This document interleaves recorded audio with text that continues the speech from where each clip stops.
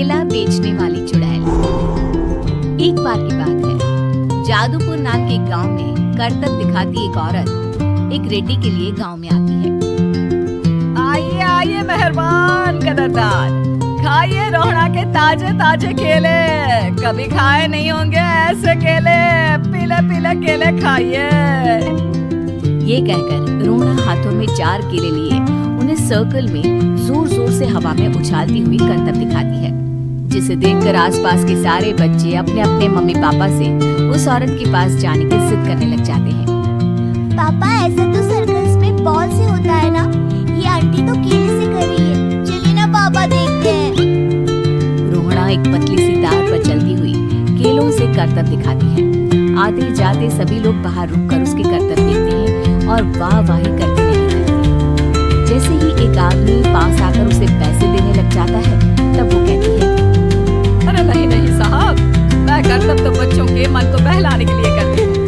धंधा तो मेरा केले का है। पीछे देखो मेरी रिट्टी, जो भी मेरे केले खाएगा मेरी तरह चुस्त दुरुस्त और तंदुरुस्त हो जाएगा।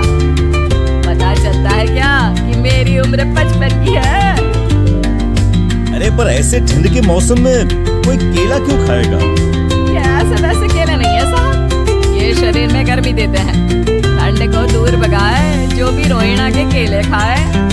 पापा, अगर मुझे केले नहीं मिले तो मैं घर नहीं जाऊंगी। तभी उसके पापा कहते हैं कि बेटा, केले ठंड में कभी गर्मी नहीं देते। ये सब कहने की बातें हैं, सामान बेचने का तरीका है इनका। नहीं मानती। मैं केले खाऊंगी।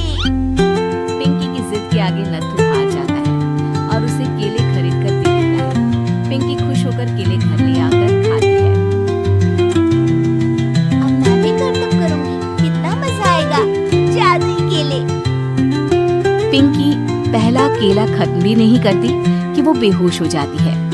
दूसरे केले से एक काला धुआं आता है और रोहड़ा चुड़ैल बनकर बाहर निकल आती है। मेरे भूतिया केले बच्चे न खाए, ऐसा हो ही नहीं सकता। जादूपुर वालों, कब तक बचोगे? आ गई हूँ मैं रोहड़ा, जिसका कोई नहीं कर सकता सामना। रोहड़ा पिंकी को गोद में उठाकर काले धुएं में कहीं गायब हो जाती है। शाम के वक्त नत्थू घर लौटता है और पिंकी को घर में ना पाकर उसकी माँ से कहता है, माँ पिंकी कहाँ है? अरे बेटा, उसे तो तू सुबह करतब दिखाने ले गया था ना, फिर कहाँ वापस आए तुम दोनों? मुझे लगा तू उसे अपने साथ मंडी ले गया होगा। हे भगवान, मेरी बच्ची कहाँ गई? मैं उसे घर ही तो छोड़कर गया था माँ। नत्थू गांव के घर कोने में अपनी बेटी को ढूंढता है, पर उसे वो कहीं नहीं मिलती।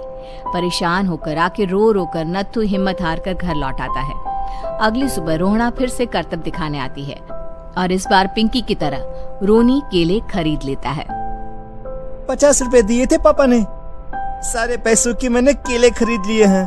अब मैं भी आंटी की तरह ही करतबबाज बन जाऊंगा।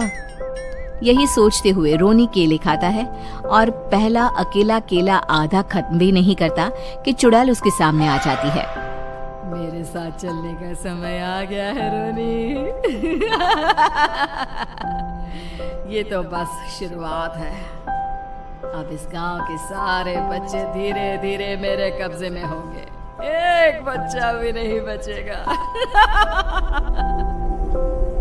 ये कहकर रोना रोनी को गोद में लेकर काले धुएं में अदृश्य हो जाती है। इसके बाद हर रोज गांव में से कोई ना कोई बच्चा गायब होता, पर ऐसा क्यों हो रहा है किसी को भी समझ में नहीं आ पा रहा था। रोज की तरह अपनी बेटी पिंकी की तलाश में नत्थू गांव के एक तालाब के पास बैठा रो रहा था।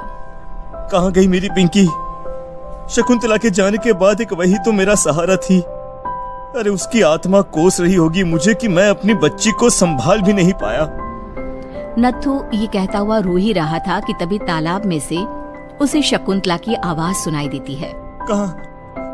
कहाँ थी तुम शकुंतला?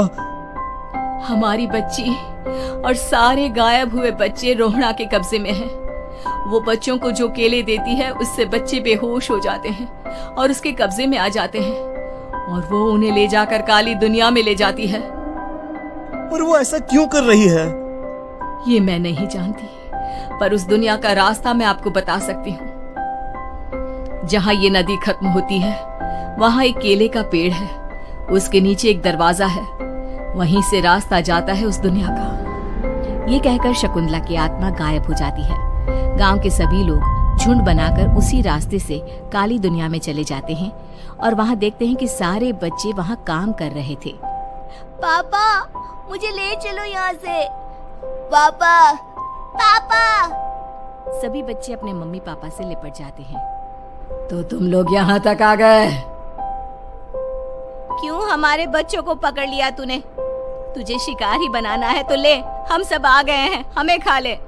नहीं, मुझे बच्चे चाहिए, मेरे बच्चे के बदले तुम लोगों के बच्चे। क्या मतलब? मैं इसी गांव में रहने वाली एक औरत थी। केले की चोरी के इल्जाम में मेरे बेटे को गांव वालों ने इतना मारा कि वो मर गया।